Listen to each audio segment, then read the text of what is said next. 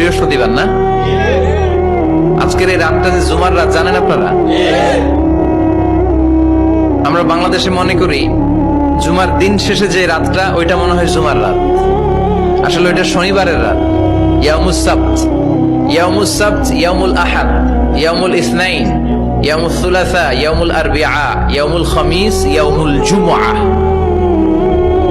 এই হচ্ছে 7 দিনের আরবি নাম। তো আজকে হচ্ছে ইয়াউমুল খামিস। এর দিনে বিশ্বনবী রোজা রাখতেন। সোমবার, বৃহস্পতিবার সুযোগ হলে রোজা রাখবেন।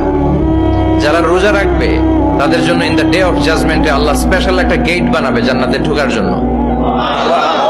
ওইটার নাম হচ্ছে রাইয়ান।